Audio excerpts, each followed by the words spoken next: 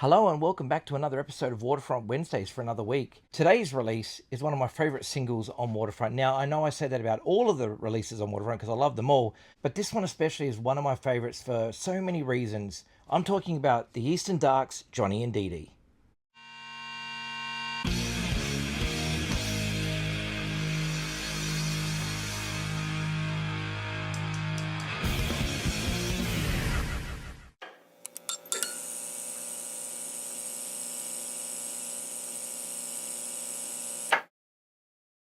Released in 1985, Damp 20 is absolutely killer. This record, oh my god, like, as I've spoken about before in the previous episode where I did the EP Long Live the New Flesh, James Derrick was one of the greatest songwriters in Australian history. He'll probably never get the dues that he deserves, but oh my god, like, wow, what a songwriter. I wish that I could just have that knack where every song that I just put out is just killer. Every song that I think up, just amazing. I wish I had that power that he had. What a talented individual. And yeah, this single is a testament to just how great a songwriter he was. Not only do you have Johnny and Dee Dee, but also Julie is a Junkie. The Ramones overtones ring so solid throughout this. And, obviously he was a diehard Ramones fan, as we all are. And so, yeah, his music just resonated with me straight away. Just for the Ramones connection alone, I was into them.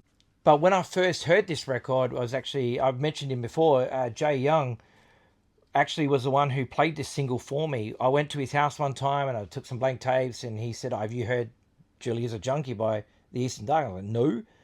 He puts it on for me. Immediately, I was blown away and I was like, oh my god. He turned me on to so many bands. Like, what can I say? And he taped me a bunch of cool shit. I've still got that cassette tape that has this on it. So, yeah, it's at my mum's house. Never threw anything out. There is a groove message on this. One side says 4BG, like the number 4 plus then BG, I think it is. And the other side says word gets around. So there you go. I'm not sure what they mean, but maybe if anybody from the Eastern Dark camp sees this, you can let me know what that means. But, yeah, this is incredible. Produced by Mr. Rob Younger from Radio Birdman fame. It also has the bass playing talents of Mr. Bill Gibson, one of my favorite backing vocal guys. Like, he just had this beautiful harmony that he added to everything. That no matter what band he was in, he always had this beautiful harmony line that he could add. And, on top of the fact that he's an incredible bass player. So there we are. There is the band photo.